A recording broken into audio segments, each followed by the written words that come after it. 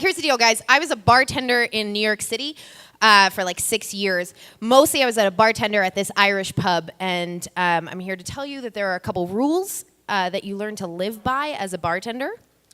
Number one, don't get drunk behind the bar. That makes sense, right? You can have a couple Jamesons, you can have a couple beers, but don't ever appear drunk. Number two, do not have sex with patrons. Have secret sex with patrons. Very important.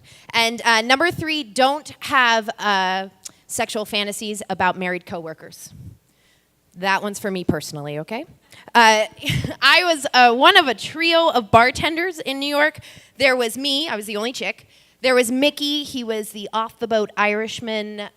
He was charming, the ladies loved him. He had that wonderful accent where it sounds like he's about to spout poetry at any second. And then there was Jimmy. Oh, Jimmy. Jimmy was your typical New York City bartender. He was angry. He was moody. He had a master's in Marxist theory. You get it. You get it. And he was also so handsome, but he was also so married. And see, here's the thing. I believe in the bonds of marriage. I wasn't going to try anything, and I'm pretty sure I wasn't going to let him try anything. But, you know, it never stops you from admiring a really cute butt when it gets behind the bar, right? So about 6 months into me working there, Jimmy goes back, he grabs a coffee, comes back behind the bar, gives me a kiss on the cheek like he always does, and he goes, "Hey kid, how's it going today?" And I look him in the eye, and then immediately look down on the floor, because it's dawned on me that I've just had the dirtiest sex dream about Jimmy the night before.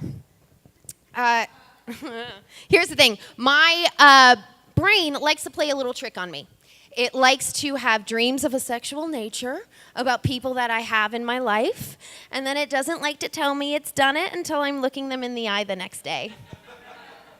So here's what happens. I look Jimmy in the eye, and I look down because here's what's going on in my brain. It's a late night at the bar. It's been busy. Jimmy says, "Hey, kid, grab 2 Amstel Lights," because that's Jimmy's favorite beer. We sit down and start talking. He goes, "Hey, come on down to the keg room. I have something I want to show you." We go down the stairs.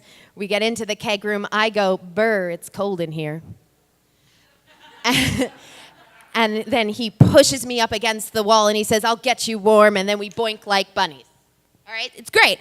But I proceed to not be able to look Jimmy in the eye for the next day and a half because I've had this dream about him. The thing with me and dreams is kind of how I feel about men. I get bored pretty quickly, and so usually after about a week and a half or so, the dream kind of goes away.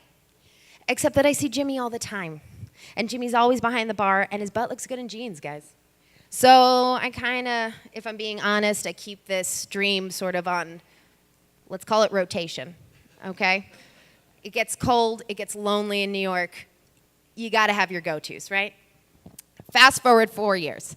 Jim and I have been bartenders next to each other for 4 years. He's my brother. There's no attraction. He's just gotten married. He's just had a kid. It's beautiful. It's wonderful. We are the soldiers against the war of the drunkards in New York, okay? It's sweet. It's great.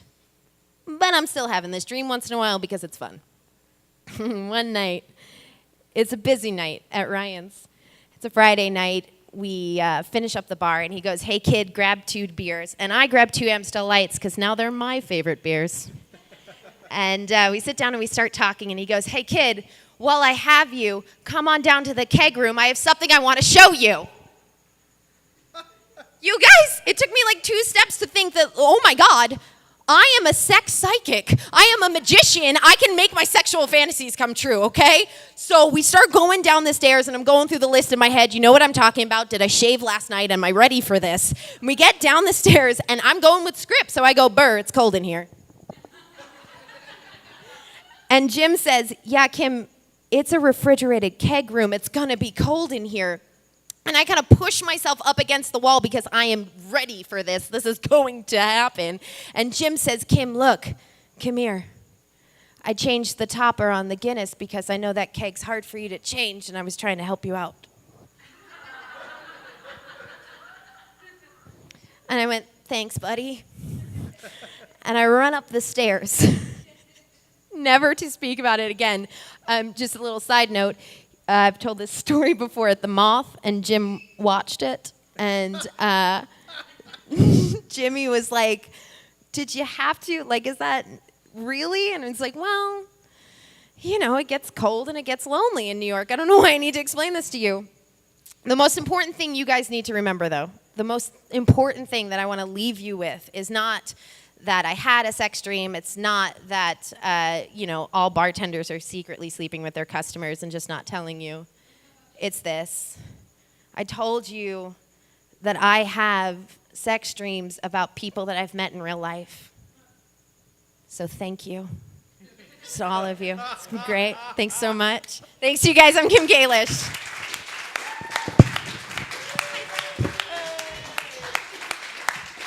Kim Kalish, ladies and gentlemen.